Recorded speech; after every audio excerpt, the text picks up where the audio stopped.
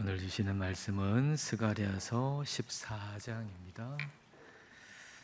스가랴서 14장 1절부터 21절입니다. 우리 한 절씩 읽겠습니다. 여호와의 날이 이르리라. 그날에 내 재물이 약탈되어 내 가운데에서 나누이리라. 내가 이방 나라들을 모아 예루살렘과 싸우게 하리니 성읍이 함락되며 가옥이 약탈되며 부녀가 욕을 당하며 성읍 백성이 절반이나 사로잡혀 가려니와 남은 백성은 성읍에서 끊어지지 아니하리라. 그때 여호와께서 나가사 그 이방 나라들을 치시되 이왕의 전쟁 날에 싸운 것 같이 하시리라. 그날에 그의 발이 예루살렘 앞 곧 동쪽 감난산에 서실 것이요 감난산은 그 한가운데가 동서로 갈라져 매우 큰 골짜기가 되어서 산 절반은 북으로 절반은 남으로 옮기고 그 산 골짜기는 아셀까지 이를지라. 너희가 그 산 골짜기로 도망하되 유다 왕 우시아 때의 지진을 피하여 도망하던 것 같이 하리라. 나의 하나님 여호와께서 임하실 것이요 모든 거룩한 자들이 주와 함께 하리라. 그날에는 빛이 없겠고 광명한 것들이 떠날 것이라. 여호와께서 아시는 한 날이 있으리니 낮도 아니요 밤도 아니라 어두워 갈 때에 빛이 있으리로다. 그날에 생수가 예루살렘에서 솟아나서 절반은 동해로 절반은 서해로 흐를 것이라. 여름에도 겨울에도 그러하리라. 여호와께서 천하의 왕이 되시리니 그날에는 여호와께서 홀로 한 분이실 것이요 그의 이름이 홀로 하나이실 것이라. 온 땅이 아라바 같이 되되 게바에서 예루살렘 남쪽 림몬까지 이를 것이며 예루살렘이 높이 들려 그 본처에 있으리니 베냐민 문에서부터 천문 자리와 성 모퉁이 문까지 또 하나넬 망대에서부터 왕의 포도주 짜는 곳까지라. 사람이 그 가운데에 살며 다시는 저주가 있지 아니하리니 예루살렘이 평안히 서리로다. 예루살렘을 친 모든 백성에게 여호와께서 내리실 재앙은 이러하니 곧 섰을 때에 그들의 살이 썩으며 그들의 눈동자가 눈구멍 속에서 썩으며 그들의 혀가 입속에서 썩을 것이요 그날에 여호와께서 그들을 크게 요란하게 하시리니 피차 손으로 붙잡으며 피차 손을 들어 칠 것이며 유다도 예루살렘에서 싸우리니 이때 사방에 있는 이방 나라들의 보화 곧 금, 은과 의복이 심히 많이 모여질 것이요 또 말과 노새와 낙타와 나귀와 그 진에 있는 모든 가축에게 미칠 재앙도 그 재앙과 같으리라. 예루살렘을 치러 갔던 이방 나라들 중에 남은 자가 해마다 올라와서 그 왕 만군의 여호와께 경배하며 초막절을 지킬 것이라. 땅에 있는 족속들 중에 그 왕 만군의 여호와께 경배하러 예루살렘에 올라오지 아니하는 자들에게는 비를 내리지 아니하실 것인즉 만일 애국 족속이 올라오지 아니할 때에는 비 내림이 있지 아니하리니 여호와께서 초막절을 지키러 올라오지 아니하는 이방 나라들의 사람을 치시는 재앙을 그에게 내리실 것이라. 애굽 사람이나 이방 나라 사람이나 초막절을 지키러 올라오지 아니하는 자가 받을 벌이 그러하니라. 그날에는 마을 방울에까지 여호와께 성결이라 기록될 것이라. 여호와의 전에 있는 모든 소치 제단 앞 주발과 다름이 없을 것이니 함께 읽습니다. 예루살렘과 유다의 모든 소치 만군의 여호와의 성물이 될 것인즉 제사 드리는 자가 와서 이 솥을 가져다가 그것으로 고기를 삶으리라. 그날에는 만군의 여호와의 전에 가나안 사람이 다시 있지 아니하리라. 아멘. 오늘 스가랴서 마지막 장 14장입니다. 12장부터 14장까지 마지막 날 이스라엘에 있을 일을 기록하고 있습니다. 12장에 이미 이제 기록한 것처럼 그 마지막 날에 그 이스라엘 주변 민족들이 이스라엘을 공격하러 올 거다. 그러나 이스라엘은 그 곡식이 많은 곡식단 가운데 횃불 같이 돼서 승리할 것이다, 이렇게 말씀을 해주셨습니다. 오늘 말씀에서는 이걸 조금 다른 각도로 말씀해 주고 계신 거죠. 그러니까 이스라엘 백성들이 원래 그 안에 어떤 힘을 가지고 있었기 때문에 그런 승리를 할 수 있었던 것이 아니고 하나님의 전적인 개입이 있었다는 거죠. 하나님의 전적인 개입. 하나님께서 외부에서 전적으로 개입하셔서 도와주셨기 때문에 그런 승리가 가능하다라는 말씀을 주시는 겁니다. 자, 2절과 3절 말씀, 자, 함께 읽겠습니다. 내가 이방 나라들을 모아 예루살렘과 싸우게 하리니 성읍이 함락되며 가옥이 약탈되며 부녀가 욕을 당하며 성읍 백성이 절반이나 사로잡혀 가려니와 남은 백성은 성읍에서 끊어지지 아니하리라. 그때에 여호와께서 나가사 그 이방 나라들을 치시되 이왕의 전쟁 날에 싸운 것 같이 하시리라. 하나님께서 외부에서 도와주셔서 승리할 수 있었다는 거죠. 그러니까 참 이 외부에서 공격해 와서 많이 어렵고 힘들었지만 그러나 하나님께서 외부에서 개입하시고 도와주셔서 승리할 수 있었다는 것입니다. 그러니까 우리가 원래 우리 안에 가지고 있는 힘을 가지고서는 우리는 살 수 없습니다. 그러니까 우리가 원래 가지고 있는 힘으로 우리는 살 수 없어요. 그렇잖아요. 우리의 삶을 보면 오늘도 외부에서 도움을 받아가지고 사셨잖아요. 외부에 있는 음식을 공급받아서 오늘 산 거 아닙니까? 만약에 외부에 있는 음식을 우리가 오늘 한 번도 공급받지 않고 어떻게 살겠습니까? 그러니까 외부에 있는 음식을 계속 공급받아야 우리는 살 수 있고, 또 외부에 있는 이 공기를 계속 공급받아야 호흡을 할 수가 있는 거죠. 그러니까 이 물질 세계 가운데 우리가 살아가는 원칙과 사실은 영적 원리가 비슷합니다. 영적 원리도 똑같습니다. 영적 원리도 원래 우리가 가지고 있는 것으로는 살 수 없게 돼 있어요. 우리의 삶이 다 그렇듯이 외부에 있는 걸 공급받아서 매 순간 살아갈 수 있듯이 영적으로도 하나님의 신선한 말씀을 공급받아야 영적 호흡을 우리가 할 수 있고, 또 하나님의 능력을 공급받아야 우리는 승리할 수 있고, 하나님의 진리의 말씀을 우리가 항상 공급받아야 우리는 거룩한 삶을 살아갈 수가 있게 되는 거죠. 그러니까 오늘 말씀은 마지막 날에 대한 말씀이에요. 마지막 날에 대한 말씀은 오늘 우리를 위해 주신 겁니다. 오늘 우리를 위해서.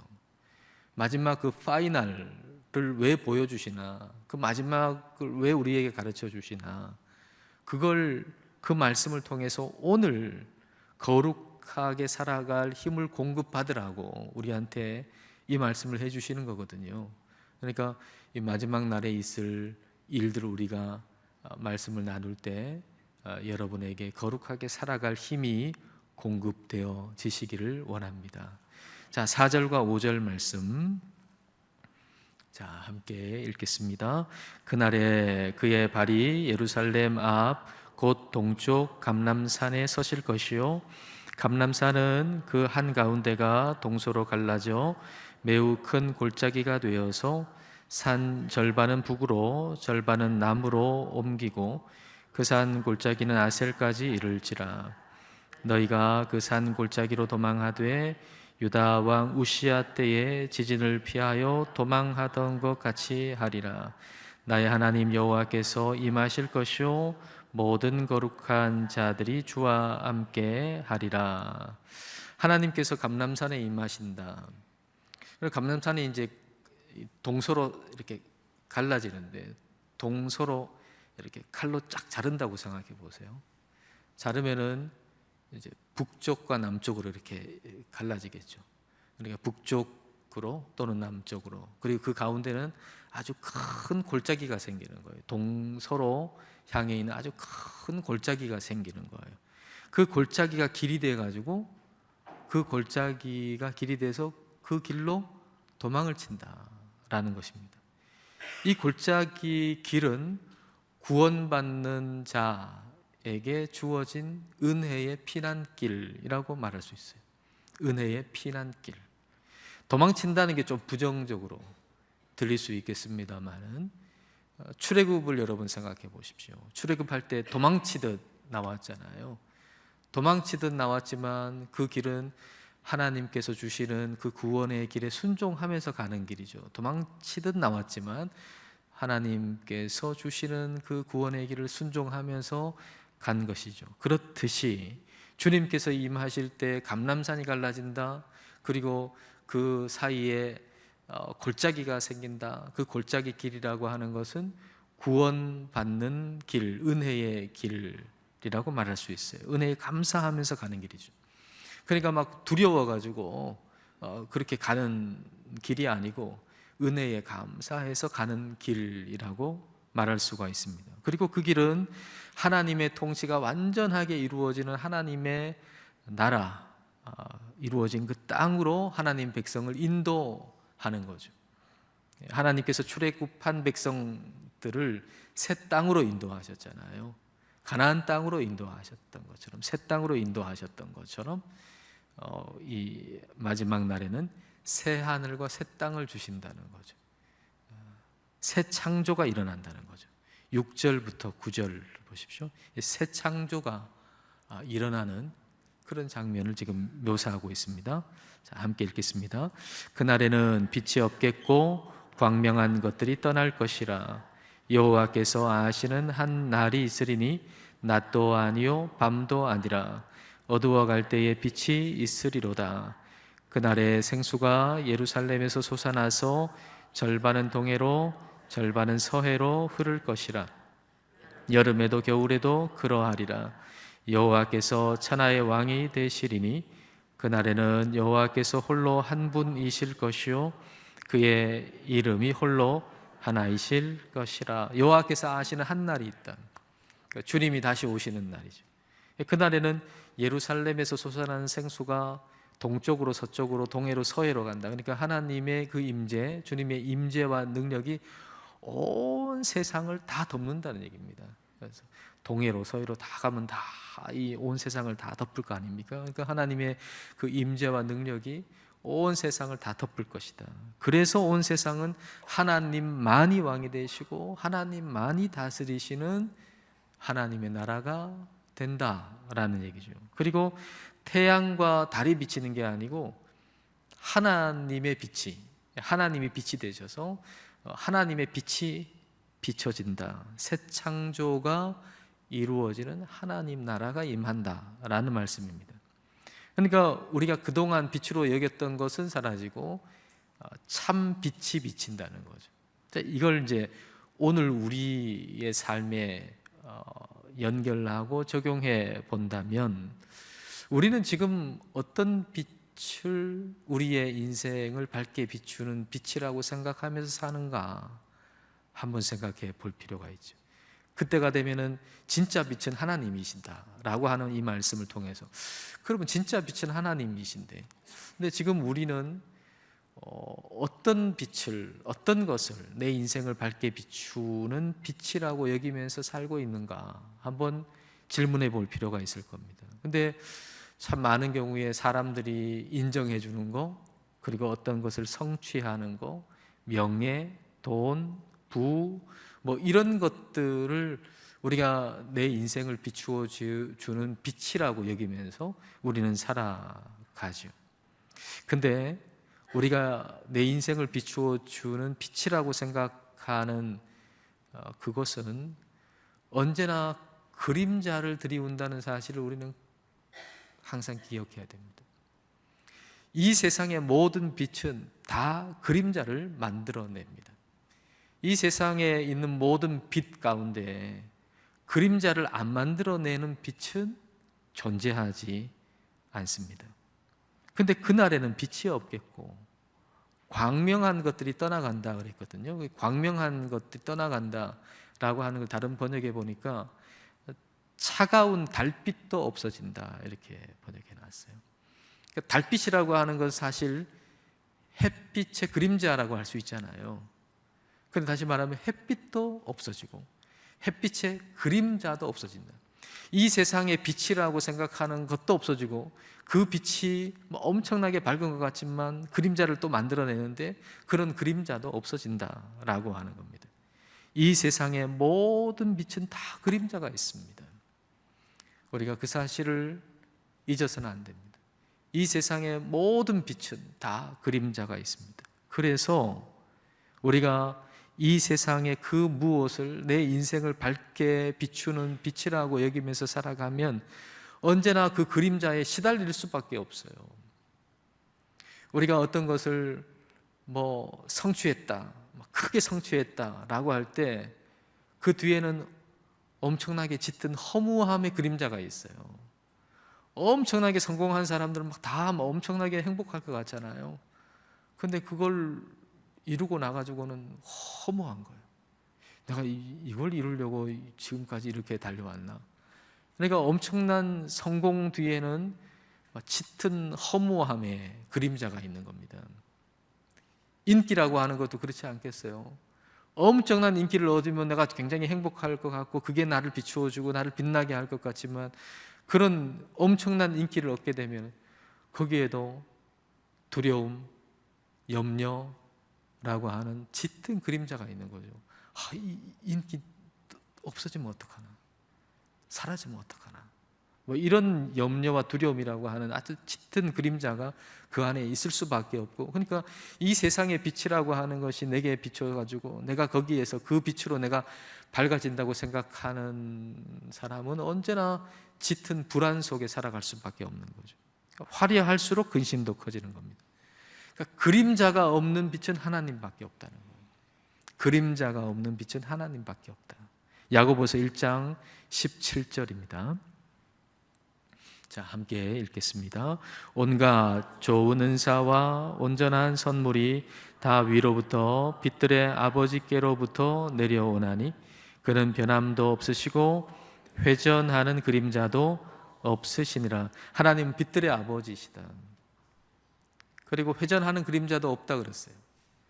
태양은 언제는 짧은 그림자를 만들었다가 언제는 긴 그림자를 만들었다가 막 변덕스럽잖아요. 그런데 하나님의 빛은 이게 변덕스럽지가 않아요. 회전하는 그림자가 없어요. 그림자 없는 빛은 하나님밖에 없다는 것이죠. 그래서 우리가 주님 앞에 서야 그림자가 사라지는 겁니다. 주님 앞에 서야. 우리는 우리의 인생에 짙은 그림자, 어둠을 늘 가지고 살거든요. 우리 인생에, 내 인생의 지하실, 내 마음의 지하실이 있단 말입니다. 거기에 자물쇠를 탁 잠궈놓고 내 마음에는 항상 그 지하실이 있어요. 그 문이 굳게 닫혀져 있어요. 그리고 그걸 좀 가려보려고 우리는 더 화려하게 살려고 하지만 그럴수록 내 마음의 지하실의 어둠은 더 짙어지는 거예요. 내 마음의 지하실이 있단 말이에요. 근데 그걸 한번 감추어 보려고 사람들한테 이제 드러나지 않으려고 막 좀 더 화려하게 더 멋있게 막 우리가 이제 그걸 가리려고 그렇게 살아보지만은 그럴수록 내 마음 속에 있는 지하실의 어둠은 더 짙어질 수밖에 없죠. 주님의 날에 그 빛이 그림자가 없는 빛이다 라고 하는 사실은 우리에게 오늘 주님 앞에 내 모든 어둠을 다 내어놓아라 라는 메시지를 주는 겁니다.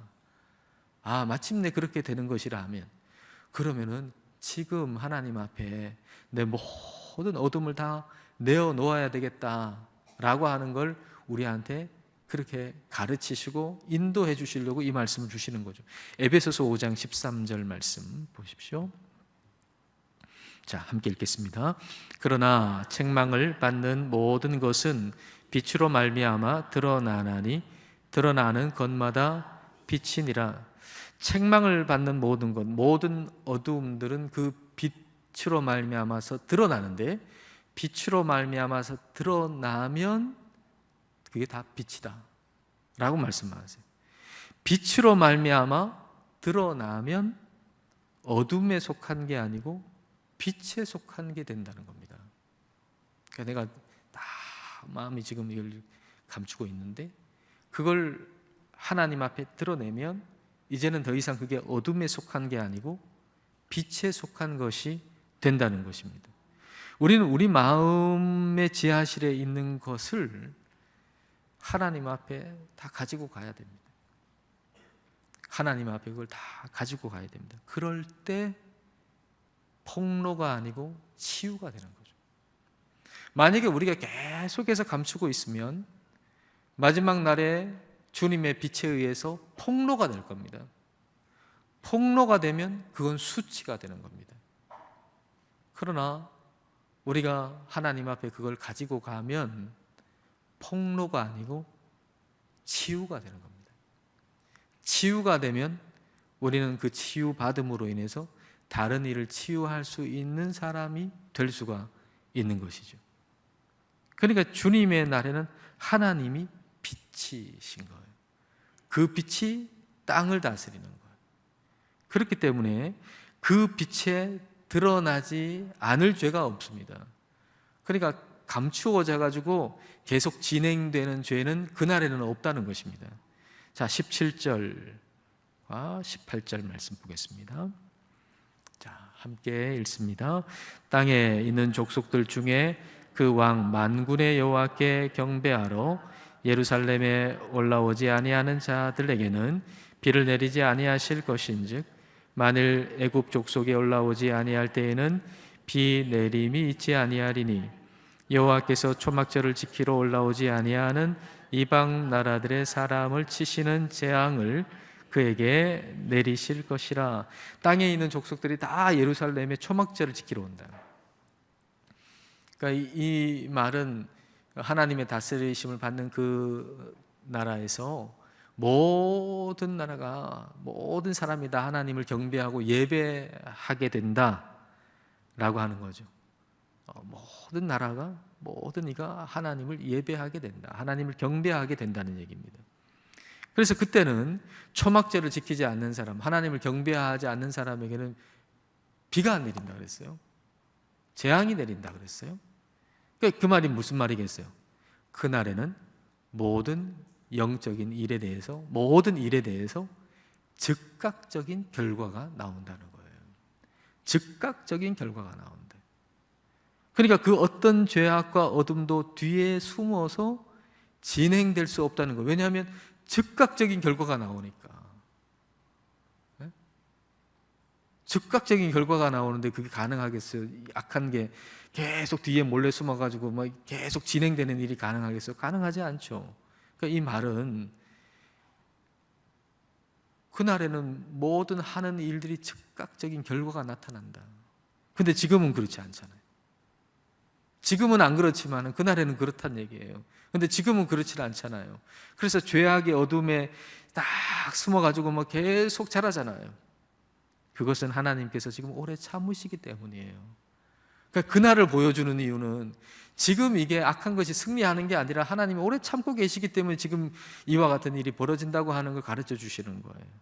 죄에 대한 심판을 지금 유보하고 계시기 때문에 악한 게 지금 뭐 숨어가지고 자꾸 진행되고 있는 그런 일이 지금 일어나고 있다. 그날에는 그런 일이 불가능하다라는 얘기죠. 그날에는 불가능하다. 그러니까 이와 같은 현재, 지금은 좀 유보하고 계세요. 근데 그날에는 그렇지 않아요. 근데 우리가 그걸 보면서 현재를 살아가는 우리가 마지막 날에 있을 모습을 언제나 생각해야 한다는 겁니다. 아, 죄가 숨을 수 없는 날이 있다, 온다. 그리고 죄에 대한 결과가 즉각적으로 나타난 날이 반드시 온다. 그걸 기억하면서 그렇다면 내 모든 죄악을 하나님께 즉시 다 알아야 되겠구나. 이걸 가르쳐 주시는 거죠. 그걸 숨겨놔서는 안 돼요. 사실 우리의 마음의 지하실에 있는 게 뭔지도 우리는 모를 때가 많거든요. 우리가 어린 시절 뭐 2살, 3살 이때 기억이 있습니까? 없잖아요. 그리고 우리 마음속에 있는 지하실에 뭐가 어떤 어둠이 있는지 모를 때가 너무 많아요. 지금도 아마 모를 거예요. 모르는 게 아마 있을 거예요. 그러니까 성령님한테 계속 그것을 그 지하실의 문을 열 수 있도록 계속 기도하고 알게 해달라고 우리가 기도해야 되는 거죠. 숨겨놔서는 안 되는 거예요. 우리 마음의 지하실에 자물쇠를 풀고 그 문을 열어가지고 하나님의 거룩한 빛이 거기에 딱 들어오도록 해야 된단 말이죠. 들어오도록. 그래서 우리의 삶의 모든 영역이 거룩한 빛 아래에 있도록 하는 거죠. 우리의 삶의 모든 영역이 하나님의 거룩한 빛 아래에 있도록 하는 거예요. 그래야 하는 거죠. 20절과 21절 봅시다. 20절, 21절 함께 읽겠습니다. 그날에는 말방울에까지 여호와께 성결이라 기록될 것이라. 여호와의 전에 있는 모든 솥이 제단 앞 주발과 다름이 없을 것이니 예루살렘과 유다의 모든 솥이 만군의 여호와의 성물이 될 것인즉 제사 드리는 자가 와서 이 솥을 가져다가 그곳으로 고기를 삶으리라. 그날에는 만군의 여호와의 전에 가나안 사람이 다시 있지 아니하리라. 제사장들 옷이 있잖아요. 근데 머리띠 같은 거 하는데 거기에 이마 같은데 이렇게 여호와께 성결이라고 이렇게 새겨 놓잖아요. 여호와께 성결. 근데 그날에는 제사장들의 그 이마에만 그렇게 하는 게 아니고 말방울에까지 여호와께 성결이라고 기록될 거다라는 얘기죠. 말방울이라고 하는 것은 그렇게 귀하지 않는 거, 그렇게 중요하지 않는 걸 가리키는 건데, 그렇게 중요하지 않는 거, 그냥 흔한 거, 거기에도 여호와께 성결이라고 기록될 만큼 모든 것이 다 거룩해진다라는 말씀을 하시는 거죠. 집에서 쓰는 솥이 있는데 그 솥도 여호와의 성물이 된다, 거룩한 물건이 된다는 거예요. 말하자면 평범한 주방기구인데 그게 아주 거룩한 것이 된다라는 얘기입니다. 여호와의 전에 가나안 사람이 다시 있지 않다라고 하는 것은, 이 가나안 사람이라고 하는 것은 거짓된 자, 탐욕스러운 사람을 상징하는 단어입니다. 그러니까 여호와의 전에 더 이상 뭐 악한 자, 탐욕스러운 자, 거짓, 어둠 뭐 이런 것이 존재할 수가 없다라는 말씀을 하는 거죠. 그러니까 하나님의 통치가 완전하게 이루어져 가지고 어떤 거짓, 어떤 어둠도 거기에 있을 수가 없다라고 하는 걸 말씀하세요. 모든 게 거룩해진다. 모든 게 거룩해진다. 이걸 이제 모든 것이 다 거룩해진다라고 하는 걸 상징적으로 보여주는 문장이 말방울에까지 여호와께 성결이라고 기록된다라는 문장입니다. 자, 오늘 우리 삶에 그러면 말방울은 무엇인가 한번 생각해 볼 필요가 있겠죠. 그날의 말방울에까지 여호와께 성결이라고 기록되어 있다면 오늘도 우리가 그에 맞추어서 살아야 된다는 얘기인데, 그럼 오늘 우리의 삶의 말방울은 무엇인가 한번 생각해 볼 필요가 있을 겁니다. 마지막 날에 말방울까지도 거룩하게 된다는 걸 우리가 기억하면서 오늘 우리 삶의 말방울이 거룩해지기를 우리가 기도하고 실천해야 할 겁니다. 어떤 이에게는 운전대가 말방울이 될 수도 있을 겁니다. 운전대만 잡으면 사람이 좀 이상해지는 사람 있잖아요. 그럼 교회 주차장에 은혜가 가장 많다는 우스갯소리도 있지 않습니까? 사람이 운전대를 잡고 주차하고 갈 때 이상해지니까 거기에서 다툼이 일어나고, 그래서 받은 은혜 다 주차장에다 쏟고 간다 그래서 나온 얘기잖아요. 우리가 운전대만 잡으면 막 욕하는 사람도 있죠. 막 그렇게 점잖하게 찬송 부르고 점잖하게 기도하고 그러다가 갈 때 딱 운전대 잡고 막 가면서 뭐 험한 말을 한단 말입니다. 이 운전대가 말방울인 거죠. 그 운전대까지 여호와께 성결이라고 새겨져야 한다는 거예요. 여러분, 운전대에다가 여호와께 성결 쓰라는 얘기가 아니고, 운전대를 잡았을 때도 예배당에서 예배하는 것과 같은 거룩함이 있어야 된다라는 얘기죠. 주방 조리 기구도 마찬가지 아니겠어요? 주방에서 그 주방 조리 기구들도 여호와께 성결이라고 거기 기록되어야 하겠죠. 그걸 가지고서 요리도 하고 뭐 설거지도 하고 그럴 텐데, 그게 거룩한 것이 되어야 된다는 겁니다. 하나님의 임재 연습이라고 하는 책 여러분 잘 아시잖아요. 로렌스라고 하는 사람이 그 수도원에서 주방에서 일을 했는데, 그 주방 일을 하는 거하고 기도하는 거하고 전혀 차이가 없다는 거죠. 기도는 거룩하고 주방에서 요리하고 설거지하는 것은 좀 못한 거고, 그게 아니고 둘 다 똑같이 거룩한 일로 여기면서 그가 그 요리하고 기도하고 그러잖아요. 그 중에 한 문장이 이런 문장이 있잖아요. 나는 후라이팬에 작은 달걀 하나라도 하나님을 사랑하는 마음으로 뒤집는다. 그 일도 다 끝나 더 할 일이 없으면 나는 바닥에 엎드려 하나님을 경배한다. 달걀 후라이 하나 해서 딱 뒤집을 때도 하나님 사랑하는 마음으로 그렇게 한다는 거예요. 그게 다 끝나면 내가 바닥에 엎드려서 하나님을 경배하고 기도한다. 그러니까 하나님께 기도하는 거하고 달걀 후라이 요리를 하는 거하고 전혀 다르지 않다는 거죠. 둘 다 거룩한 일이라고 하는 거죠. 그러니까 그게 그에게는 주방의 일은 말방울인데, 그 말방울에까지 여호와께 성결이라고 기록된 삶을 사는 것이죠. 오늘 우리의 삶의 말방울은 뭔가 한번 생각해 봐야 할 겁니다. 그것에도 여호와께 성결이라고 기록된 삶을 우리가 살 수 있도록 우리는 기도해야 하겠습니다. 주님 오시는 날 우리가 기다리면서 어떤 특정한 장소나 어떤 특정한 시간만이 거룩한 게 아니고 우리의 삶의 모든 일상이 거룩한 삶으로 살아가시는 우리 모두가 되시기를 축복합니다.